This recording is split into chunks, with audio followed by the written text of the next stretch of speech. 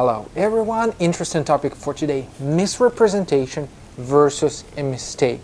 Okay, where's that tiny edge which would define whether it was misrepresentation from your side or it was a mistake which you made and which you should not be punished or being accused of misrepresentation. So how would immigration officer look at the case and say, okay, this individual has probably misrepresented his or her case, therefore he or she should be banned from entering Canada, versus this lady, for example, who has made a mistake non-deliberately, of course, and in this case we will just skip it, right?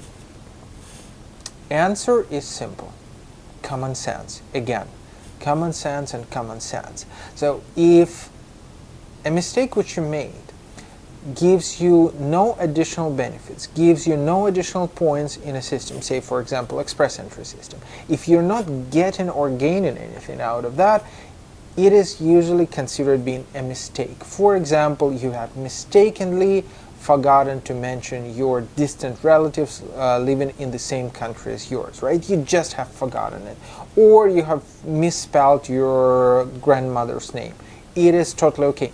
Nobody cares, right? I'm not saying that you should make these mistakes and feel okay with them, but usually immigration officers would be alright with that fact and they will just skip it.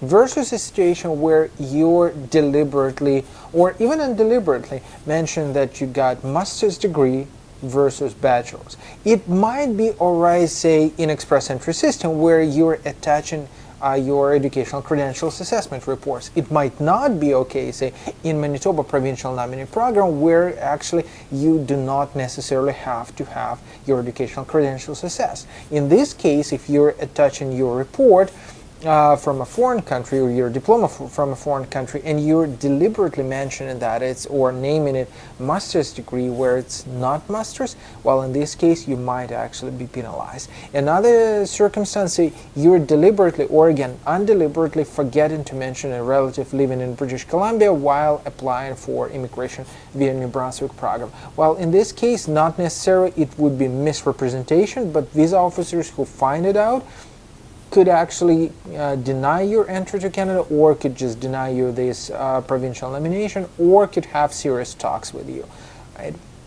So stay alert whenever you're preparing your application. If you're not sure what to do with that or you're not sure how to fill up something or answer the question, you're always free to ask us questions. Besides, as we spoke before, we will have and we're preparing that Immigration 101 course. So the basics on how to apply, how to avoid mistakes, how to verify yourself, what to do if you're nominated, because lots of people I see are getting excited when they receive an invitation to apply and making those foolish mistakes which sometimes lead to rejection. So if you're looking to know how to do this, if you're looking to immigrate to Canada, well, this course might be working for you.